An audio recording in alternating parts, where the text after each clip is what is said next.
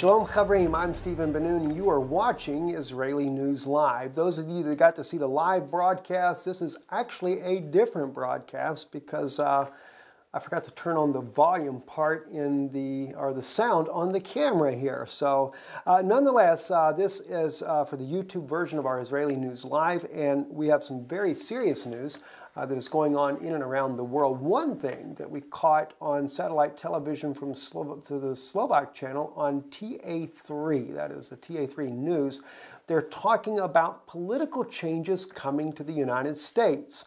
Now, I'm not quite sure as of yet. I've got some little bits and pieces on this, but not quite sure yet as of exactly what this means about the political change. From what I have seen in some of the updates since our live broadcast on live stream, it could be that it is dealing with political prisoners, but I'm also concerned because of the Jade Helm exercises that are coming to the United States and what it could mean in that regards there. Could there be other political changes as well that are coming up? TA3 News was very vague in what they reported on it. So that also gives us a little bit of concern as well for the American people. Nonetheless, we are very concerned too because many times what the U.S. calls exercise actually in reality becomes a real event. We've seen that with when Russia did their documentary on the exercise the U.S. did coming into the Black Sea. And Russia said it was actually not an exercise. They were coming to try to take back Crimea, but they saw that Russia was very well prepared to defend it. And the United States and the NATO allies, they backed down in that particular event. Nonetheless, a lot of strange things happening in America. We see that the Walmarts, the 5 of those Walmarts strategically around the United States closed unexpectedly. Had there really been a water issue, according to what the news is reporting, they had plenty of time to be able to give their employees a notice saying that we would have to do renovations and close the stores as a result. But you have to remember, corporations in the United States are owned by the government. So they have to play ball with the way the government says play ball, and the government doesn't want to raise suspicions.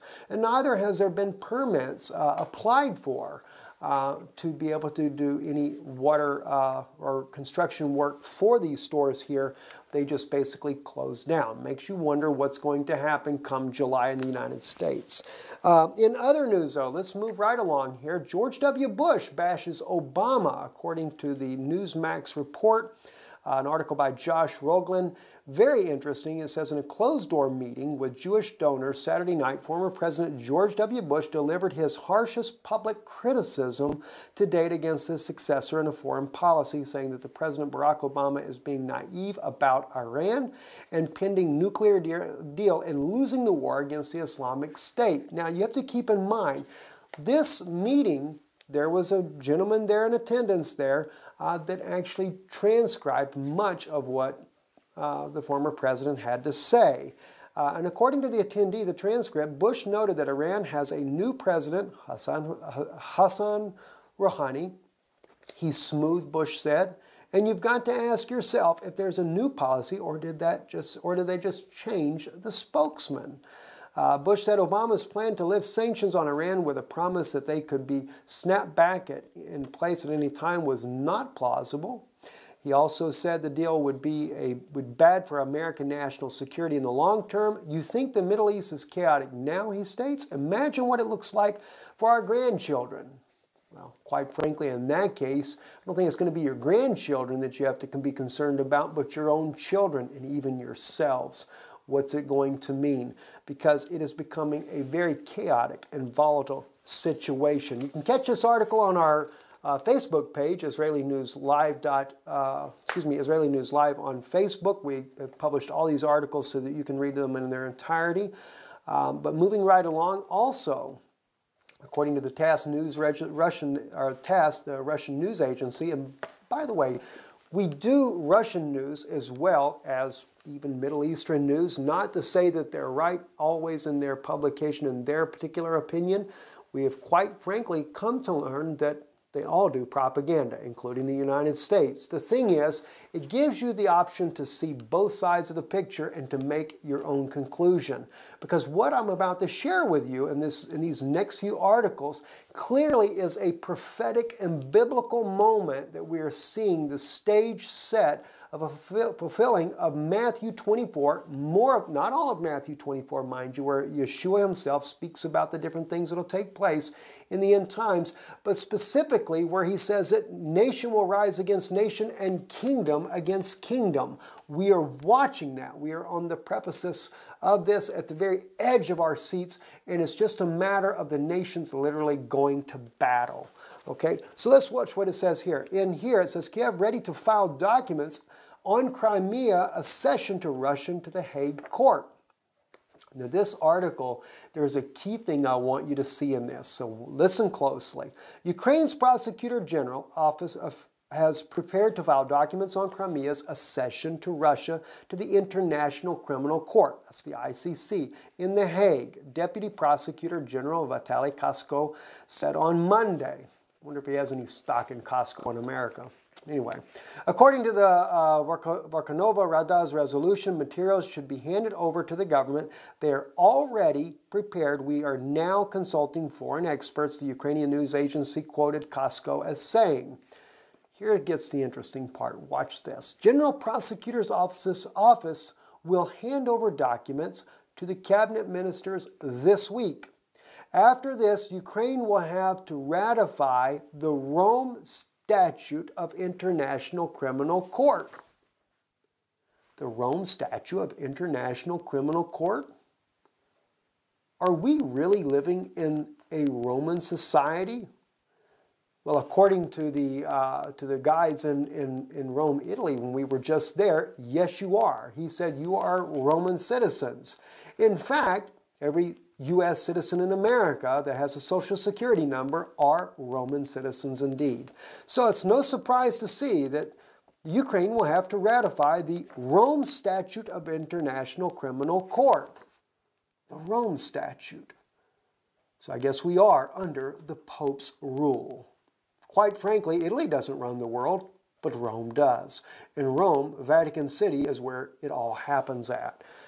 So, anyway, they submit the materials on Crimea's accession to the Russian to the ICC, and the ICC prosecutor will then rule on the initiating of a legal case. You can't even get to the International Criminal Court until you go to the Rome Statute of International Criminal Court. Very interesting. Ukraine Prime Minister Arseniy Yatsenyuk, who is nothing but a Vatican puppet to begin with, earlier ordered the Justice Ministry to submit Russian President Vladimir Putin's interview to a Rossiya TV channel in the film Crimea, The Way Home, to the ICC. The Justice Ministry said it found violations of international law in statements made by Putin and Russian Defense Minister Sergei Shoigu.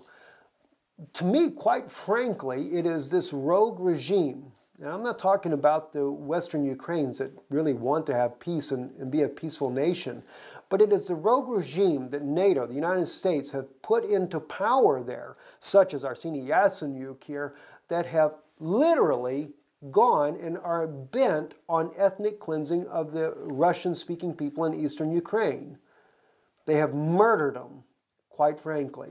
This is one reason why he would like to bring The Way Home, the documentary there, and just bash it to pieces. Why? Because the Russians exposed their ethnic cleansing practices. In fact, if you quite look at it from a quite honest perspective, and believe me, I am no supporter of communism. I wouldn't want to live under communism, not for a moment. I do prefer the American democracy system much better. But if you really take a serious look at it, where has been Russia's aggression in all this? Russia only tried to rescue the president that was to be assassinated after he was overthrown, and Russia has sit there to try, and they went into Crimea in order to protect the 90% Russian-speaking people there that are not Ukrainian descent in the first place, as well as the Eastern Ukrainians. They are there to protect them. So yes, but have Russians actually gone in there and invaded and taken over Ukraine? No, they did not. And then sanctions were slapped on Russia as a result. We have to be quite honest, and we must look at this thing and what really is right.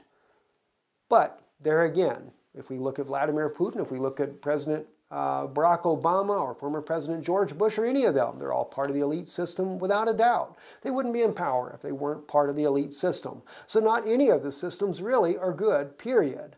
They're all controlled by the Vatican. And but perhaps President Putin is not playing along with the Pope right now. It's hard to say what exactly is going on in that regards. Anyway, Putin, on an article that appeared on Reuters, says that Russian annexation of Crimea was righting a historical injustice. President Vladimir Putin said Moscow's seizure of Crimea righted historical injustice, according to the news agency report on Sunday, citing a new documentary film. The annexation of the Black Sea Peninsula from Ukraine in March 2014 provoked the worst crisis between the West and Russia since the end of the Cold War. Putin said he had no regrets. And he says, it's not because of Crimea has a strategic importance in the Black Sea region. It's because this has an element of historic justice. I believe we did the right thing, and I don't regret anything. The RIA news agency quoted Putin as saying in the documentary, the president. Putin also said sanctions imposed by the West after the annexation were aimed at halting Russia's progress as a global power. Yeah, I have to agree with him on that. That is true. The film marking Putin's 15 years in power had already been aired in Russia's Far East. It was scheduled to be shown in the Western Russia at 21:30 Moscow time on Sunday.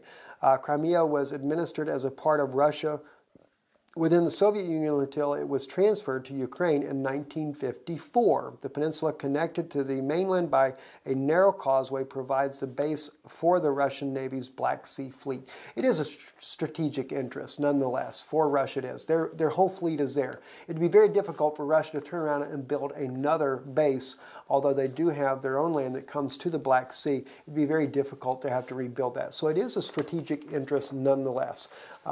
Not to mention for the protection of their own people. Now, the concluding article that I want to share with you is from the Tehran Times, and this is because, as I said, we're seeing nation against nation and kingdom against kingdom.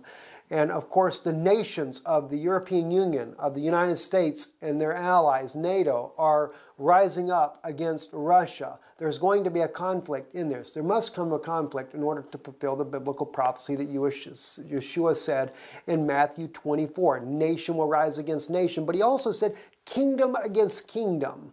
And now we're seeing what? Iran, which is a kingdom. It is a kingdom, and it is rising up against Saudi Arabia. And quite frankly, I applaud Saudi Arabia for bombing the Houthis, because the Houthis are the Iranian-backed rebels there trying to overthrow the country to do what? To cut off Israel's way in the Gulf of Aqaba, to be able to control what Israel does through the Gulf of Aqaba, to give them a strategic advantage over Israel in a war that they're intending to do against Israel in the very near future. But now we're seeing the kingdoms go against each other, and now Tehran is threatening Saudi Arabia. In an article here in Tehran Times, it says Iran vows to respond to Saudi Arabia for blocking aid to the Yemenis. Yeah, to the Houthis. Maybe they should say it more honestly. A top Iranian diplomat has said that Tehran will respond to Saudi Arabia for blocking Iranian cargo planes to send humanitarian aid to the Yemenis. Deputy Foreign Minister Hussein Amir Abdullahani said that Iran will review all options to immediately send humanitarian aid to the Yemenis, the RNA reported on Sunday. He also said Saudi Arabia's aggression against Yemen will bear no result but insecurity in the Middle East region. Amir Abdullahani expressed hope that Saudi Arabia would change current wrong approach and play a constructive role in the region. Seems like they are trying to play a constructive role, or are they just supposed to back off and let Iran just totally destroy the Yemenis people and topple the government there so that they can control everything? Nonetheless, we are seeing nation against nation, kingdom against kingdom. It is a very serious time, and we here at Israeli News Live, we need your help and support in bringing forth the news as well as the teachings that we do at the Noon Institute of Biblical Research. You can give online, IsraeliNewsLive.org or IsraelReturns.com. Definitely be a part of this and support. We've lost a lot of support because of our stand for women in the ministry that we've done there. So please be a part of this. I'm Stephen Ben-Nun. You are watching Israeli News Live. Shalom.